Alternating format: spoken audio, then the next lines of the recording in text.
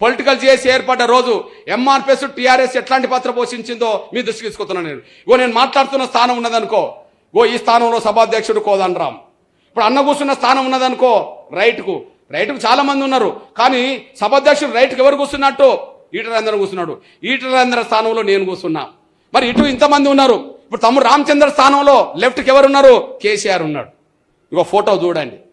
అంటే పొలిటికల్ చేసే ఏర్పాటులో వందల మంది లీడర్లు వేదిక మీద ఉన్నా, వేల మంది ఉద్యమకారుల కింద ఉన్నా కూడా పొలిటికల్ చేసే ఏర్పాటులో లెఫ్ట్ రైట్ గా పనిచేసింది ఎంఆర్పిఎస్ టీఆర్ఎస్ అనే విషయం సాక్ష్యాలు కనిపిస్తున్నాయి.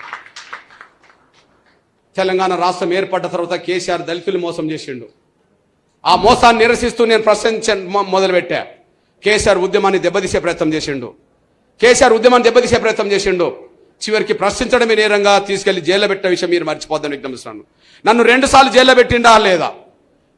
దళిత ముఖ్యమంత్రి గారు మోసం చేసినామని అన్నాను. తప్పు కాదు కదా, మోసం చేసింది నిజమే కదా. 3 ఎకరాల భూ పంపిణీ చేస్తామని ఎందుకు చేయలేదని అడిగాను, వాస్తవే కదా. అదే సమయంలో మా అసెంట్ భూములను నువ్వు ఎందుకు గుంజుకుంటున్నావు అని చెప్పి అడిగాను, అది రైటే కదా. డాక్టర్ రాజన్నను ఎందుకు అకారణంగా బర్తరఫ్ చేశావో చెప్పమన్నాను, అది రైటే కదా.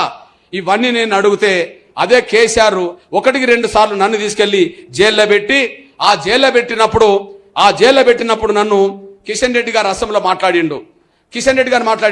పదే పదే ఎందుకు మీరు జైల్లో పెడుతుండే కృష్ణమాది గారు అంటే, అవును మందకిష్టను అరెస్ట్ చేయించాను, నిర్దాక్షిణ్యంగా అణిచేశాను, భవిష్యత్తులో కూడా అణిచేస్తాను 100%, మందకిష్ట పని అయిపోయిందని చెప్పి అసెంబ్లీలో మాట్లాడిండు. కానీ ఉద్యమం పని కాలేదు, నేను నిలబడ్డా, కానీ నీ పని అయిపోయింది. ఎక్కడున్నావో ఒకసారి అడ్రస్ చేసుకోవాల్సింది విజ్ఞప్తి చేస్తాను. ఉద్యమం పని అయిపోలేదు, మేము నిలబడ్డాం, కానీ కష్టాలు, బాధలు, దెబ్బలు, ఎదురు దెబ్బలు, జైళ్ళు అవన్నీ మేము అనుభవించాం. కానీ ధర్మం ఎప్పుడు ధర్మమే గెలుస్తుంది, అధర్మం ఎప్పుడు ఓడిపోతుంది. ఇప్పుడు నీకు అడ్రస్ లేకుండా పోయింది. ఇప్పుడు మీరు చెప్పండి, మీ బిడ్డగా చెప్పండి, ఒక అవమానం జరిగింది మనకు. అనగదొక్కడమే కాదు, అవమానం కూడా జరిగింది. ఒక్కసారి మీరు చూడండి, కేసీఆర్ మంత్రివర్గంలో ఒక మాదిగ మంత్రి కూడా లేకుండా పోయాడు. సాక్ష్యం చెప్తున్నా చూడండి. 18 మంది మంత్రులున్న కాడ కేసీఆర్ ముఖ్యమంత్రి అవుతే దళితుల్లో మనకంటే వెనుకబడ్డ జనాభా గల్ల, 2వ జనాభా గల్ల మన మాల సోదరులు కొప్పులేశ్వర్ మంత్రి ఉండే. వెలమ కులం 1% లేదు, వాళ్ళు 4. కేసీఆర్, కేటీఆర్, హరీష్ రావు, ఎర్రబలి దయాకర్ రావు 4. ఇగో 4-5% జనాభా గల రెడ్డి సామాజిక వర్గం సంబంధించిన వాళ్ళు, ఒకే కులం సంబంధించిన వాళ్ళను 7 మంత్రులు చేసుకున్నాడు. ఎంతమందిని? ఒకే కులం సంబంధించిన వాళ్ళని 7 మంత్రులు చేసుకున్నాడు.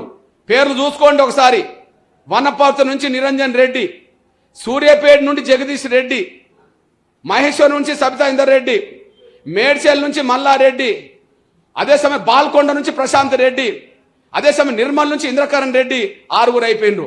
6 రెడ్లు ఉన్నారు, ఇంకా తక్కువ అని చెప్పి ఎమ్మెల్సీ నుంచి మంత్రిని ఎవరు పట్నం మహేందర్ రెడ్డిని చేర్చాడు. అంటే ఎంతమందికి ఇచ్చిండు రెడ్లను? 7 చేసిండు. అంటే దళితుల్లో మాదిగల కంటే తక్కువ జనాభా గల మాలలకు ఒక స్థానం ఇచ్చాడు, వెలమలకు 4 పెట్టుకున్నాడు, రెడ్డోళ్ళను 7 పెట్టిండు, కానీ మాదిగల తరపున ఒక మంత్రిని పెట్టలేదని కూడా మీరు మర్చిపోద్దని సైనం కోరుతున్నాను. ఇది అవమానమా కాదా మీరు చెప్పేసేయండి. 10 మంది ఎమ్మెల్యేలు ఉన్నారు. మొదటిసారి, 2వసారి, 3వసారి, 4వసారి గెలిచిన మాదిగ ఎమ్మెల్యేలు 10 మంది కేసీఆర్ దగ్గర ఉంటే ఒక్కరిని పెట్టలేదు, కానీ రెడ్లను 7 పెట్టుకొని 4 మాల వెలమలు పెట్టుకొని మనకంటే తక్కువ జన్మ గల మాలలు కూడా పెట్టుకొని ఆయన పరిపాలించిన రోజులను కూడా మీరు మర్చిపోద్దని సైనం కోరుతున్నాను. గౌరవ నరేంద్ర మోడీ గారు ఏం చేస్తున్నాడో మీరు చూశారు కూడా, మీరు మర్చిపోదు. నేను ఒక విషయం చెప్పనా, నరేంద్ర మోడీ గారు మనసులో పడితే ఎంత న్యాయం చేస్తాడో ఒక సాక్ష్యం చెప్తున్నా చూడండి. ఆయన మనసులో పడితే ఎంత న్యాయం చేస్తాడో చూడండి. కేసీఆర్ 10 మంది మాదిగ ఎమ్మెల్యేలున్నా ఒక మంత్రి చేయలే, కానీ నరేంద్ర మోడీ గారు ఒక మాదిగ అతన్ని, మురుగన్ అనే ఒక తమ్ముణ్ణి తమిళనాడులో ఎమ్మెల్యేగా పోటీ చేయించాడు. ఆయన 1300 ఓట్లు, అంటే ఒక 1000 ఓట్ల తేడాతో ఆయన ఓడిపోయిండు. ఒక ఎమ్మెల్యేగా ఓడిపోయిన మురుగన్ను నరేంద్ర మోడీ గారు తీసుకెళ్లి కేంద్ర మంత్రిని చేసిండు అనేసి కూడా మీరు మర్చిపోదాం. కేంద్ర మంత్రి, ఇప్పుడు కూడా కేంద్ర మంత్రి, ఆయనకు రాజ్యసభ మధ్యప్రదేశ్ నుండి ఇచ్చాడు. అంటే ఇక్కడ కేసీఆర్ ఏమో 10 మంది ఎమ్మెల్యేలున్నా ఒక మంత్రి చేయలేదు, కానీ అదే నరేంద్ర మోడీ గారు మాత్రం ఒక ఓడిపోయిన ఎమ్మెల్యేని తీసుకెళ్లి, ఒక ఎమ్మెల్యేగా ఓడిపోయిన ఒక తమ్ముని తీసుకెళ్లి కేంద్ర మంత్రిని చేసిండంటే మాదిగల పట్ల ఏ స్థాయిలో ఆయనకు అభిమానం ఉన్నదో ఇది సాక్ష్యం కూడా మీరు మర్చిపోదని సహనం కోరుతున్నాం.